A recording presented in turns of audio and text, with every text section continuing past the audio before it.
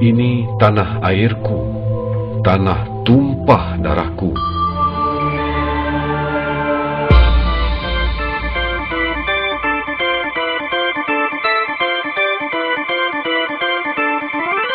Akibat Alpa, tanah ini terjajah 446 tahun.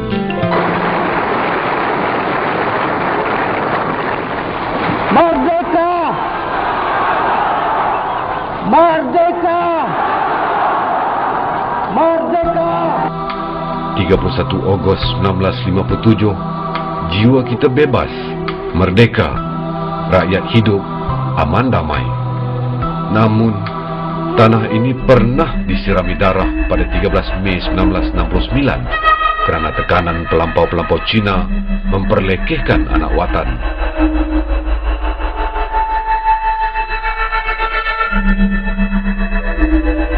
Kini selepas 53 tahun merdeka, seolah-olah roda 13 Mei mahu kembali semula. Tragedi bermula selepas Mac 2008, Democratic Action Party (DAP) menjadi kuasa pencatur utama dalam Pakatan Rakyat PR dengan mandat 29 kerusi Parlimen dan 71 kerusi Dewan Undangan Negeri (DUN). Saya nak rayu kepada kawan-kawan saya dan keluarga saya orang Melayu supaya menerima kenyataan baru bahawa ketuanan Malaysia ini harus ketuanan rakyat, ketuanan rakyat, ketuanan rakyat, ketuanan rakyat, ketuanan rakyat, ketuanan rakyat, ketuanan rakyat. Ketua Pembangkang diberi kepada Parti Keadilan Rakyat (PKR), walaupun DAP mendapat mandat tertinggi dalam PR demi mencapai agendanya yang lebih besar, iaitu Malaysia. Adakah pemberian DAP itu ada udang di sebalik batu? Sekarang, mari kita lihat apa yang DAP lakukan di Perak, Selangor dan Pulau Pinang. Di Perak, institusi kesultanan dihina. Lim Kit Siang, penasihat DAP, mengarahkan semua ahli Dewan Undangan Negeri DAP memulau majlis pelantikan Menteri Besar yang diperkenan oleh Sultan. Buat pertama kali dalam sejarah, institusi kesultanan disaman oleh kapal Sing pengurusi DAP yang tidak berpuas hati dengan Sultan. Kerana tiada pilihan, akhirnya DAP bersetuju beri jawatan Menteri Besar boneka kepada Melayu berdasarkan perjanjian Pangkor 2. Namun begitu, DAP menguasai jawatan Speaker dan 6 orang exco. Pemberian tanah 999 tahun kepada bukan Melayu ibarat memberi bulan dan bintang yang amat menguris perasaan dan sanubari orang Melayu. Lebih memilukan, ngakomeng Adun Pateremis merangkap sejauh DAP Perak telah membaca ayat Al-Quran dalam ceramah politiknya. Kepada semua muslimin, muslimat yang saya hormati, Assalamualaikum warahmatullahi wabarakatuh. Saya walaupun seorang Kristen, tapi saya hafal juga surah Aula ayat ke-90. Inna Allah ya'muru bi'adli wa ihsan. Dan anda saksikan sendiri, apabila DAP mendapat kuasa, mereka bermaharajalela bagaikan beruk dapat cincin.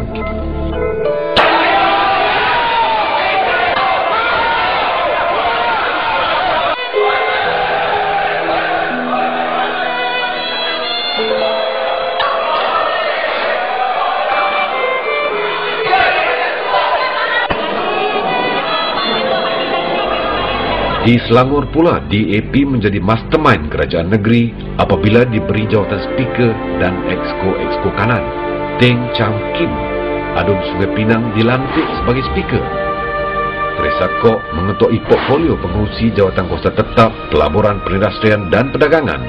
Roni Liu pula portfolio pengurusi jawatan kuasa tetap, kerajaan tempatan, kajian dan penyelidikan. Dan Ian Leong Hian Wah, portfolio pengurusi jawatan kuasa tetap, kampung baru dan penyelesaian kilang haram.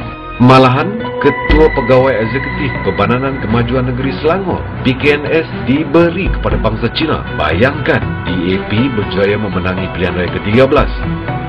Apakah Ketua Pegawai Eksekutif Petronas, TNB dan Telekom masih dipegang Melayu? Sebaik sahaja memenangi pilihan raya ke-12, Teresa Kok meraihkan kemenangan tersebut dengan memanggang 5 ekor babi, simbolik kepada penguasaan 5 negeri. Dalam masa sama, Teresa Kok juga mengumumkan kerajaan negeri telah memperuntukkan 100 juta ringgit untuk projek industri penternakan babi yang paling moden di Asia Tenggara. Ronnie Liu memperlekehkan enakmen jenayah syariah Selangor 1995 berkaitan penjualan minuman keras.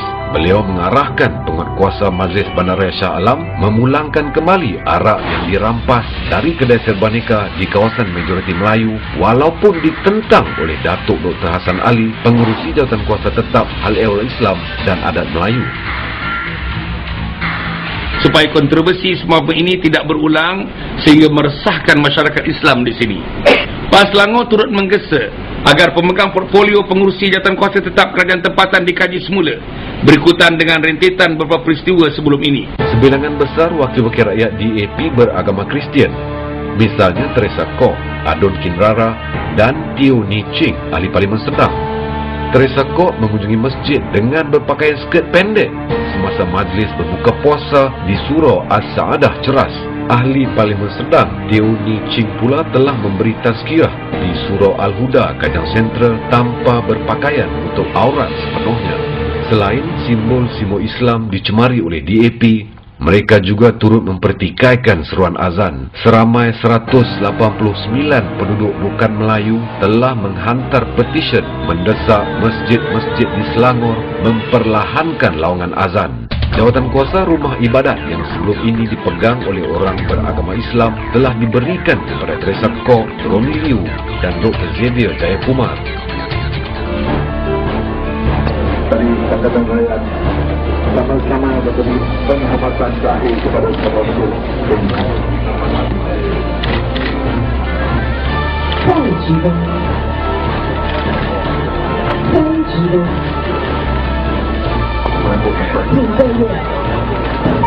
Mereka memansuhkan peraturan sedia ada yang menghadkan saiz rumah ibadat serta menambah peruntukan daripada 3 juta ringgit kepada 8 juta ringgit dalam bajet kerajaan negeri.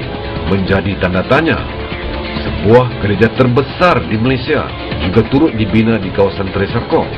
Adakah terdapat tangan-tangan halus di sebalik pembinaan gereja tersebut? Selepas 2 tahun pemerintahan DAP, rumah-rumah urut dan pelacuran meningkat sebanyak 70%. Pekerja-pekerjanya adalah warga negara Cina yang bekerja secara haram.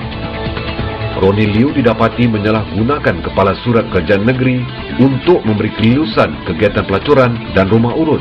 Sebelum ini, Ronnie Liu telah menghalang penguatkuasa menyita hotel yang menjalankan kegiatan pelacuran di Bandar Puchong Jaya. DAP telah menunjukkan belangnya yang sebenar dengan menguasai jawatan Ketua Menteri dan 8 orang exco, manakala PKR 3 dan PAS tiada apa-apa jawatan. Sebaik sahaja dilantik sebagai Ketua Menteri, Lim Buan Eng dengan angkuh berkata beliau akan memansuhkan Dasar Ekonomi Baru DEB di Pulau Pinang. Beliau turut membawa ayahnya Lim Kit Siang, penasihat DAP ke Menara Komta Pulau Pinang untuk menunjukkan kejayaan DAP menakluk